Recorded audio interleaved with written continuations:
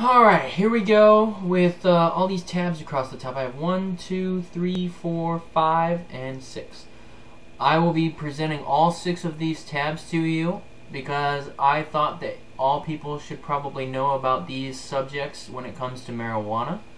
I'll be talking about my opinions and views of marijuana through these, and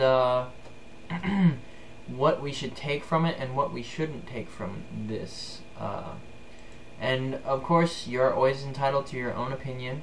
So, having that all said, let's start. Marijuana may both trigger and suppress psychosis. It's a familiar experience to most marijuana smokers that sudden discovery of great meaning, humor, or intensity in what they would ordinarily find to be mundane situations and sensations. Okay.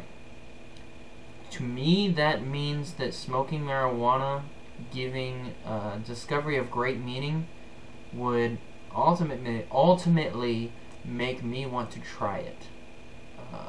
Let's keep reading to see if I would want to try it by the end of this argument.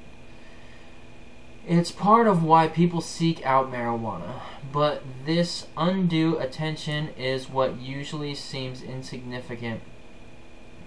But this undue attention to what usually seems insignificant is also part of the psychotic experience of schizophrenia. Okay. And new research finds that the two main ingredients in marijuana have opposing effects on it. That would tell me that it counteracts schizophrenia, which is a good thing because I actually have a schizophrenic relative who I know at one point in time was smoking marijuana, and he was caught for marijuana. I don't know if he still does marijuana, but I commend him on taking that choice and observing it. The study examined 15 normal men who had previously smoked cannabis only a few times. Researchers exposed the men to each of the two most psychoactive ingredients in marijuana, delta-9 tetrahydrocannabinol, which is THC, and cannabidiol, CBD, and compared their effects with those of a placebo while the participants performed a mental task. Alright, this is getting interesting here. The men were asked to study arrows placed on either the left or right of the screen, which mostly point straight, but occasionally, in what's known as the oddball situation, the arrow was tilted at 23-degree angle. And 23 degrees is a fairly small angle. In case you don't know how big 23 degrees is, I urge that you look it up. It's very acute.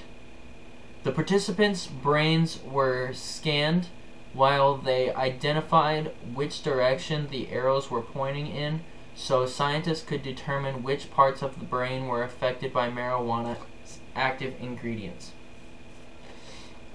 In all of the situations, not surprisingly, it took longer for men to respond to the unusually pointing arrows. After taking THC, however, the men responded faster in both the oddball and unusual cases than they did under the influence of either CBD or the placebo. But their responses were even more affected in the usual cases. That would tell me that the brain thinks a lot faster when it's on THC, and it would increase the firing of the synapses, if I have a correct definition of synapse, which, let's look that up real quick. We'll highlight where we are, and then we'll go look it up. Define synapse. Define synapses.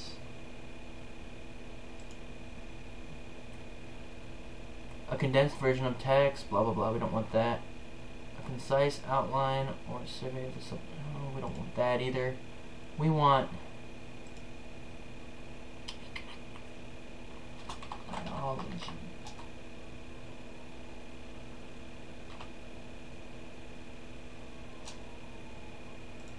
Define synapses biology. Let's go to the top one. The pairing of homologous chromosomes. Okay, well, as I know synapses to be is the things that basically make us tick. Firing of synapses basically is, this is my understanding. Now, if anybody knows what synapses is, please tell me. I would love to learn it. As a true definition, I'm not going to spend a whole lot of time looking it up because I'd rather be reading these arguments. But the definition that I know of is the start of an idea or thought would be the firing act of the synapses. It's basically what gives us our ideas and our thoughts. That's how I define it. If I'm wrong, then I'm sorry, but let's just keep going. The fact that the men, after taking THC, responded even faster to the straight arrows than the bent ones meant that THC particularly affected how participants experienced familiar sights. Interestingly, while THC seemed to reduce the accuracy of responses compared with CBD and the placebo, the difference was not statistically significant, meaning it could have been due to chance. So what I said could still hold true.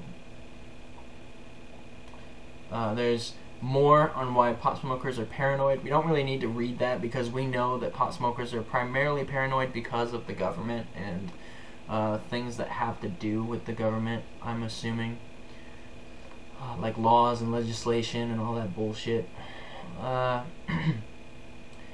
scans showed that THC lowered activity in a region on the right side of the brain called the caudate nucleus, and the more it reduced activation, the greater effect it had on the men's response times, and the more they experienced a sense of paranoia and intensified sense of significant auditory hallucinations. Jesus, I have a hard time reading. I'll be right back.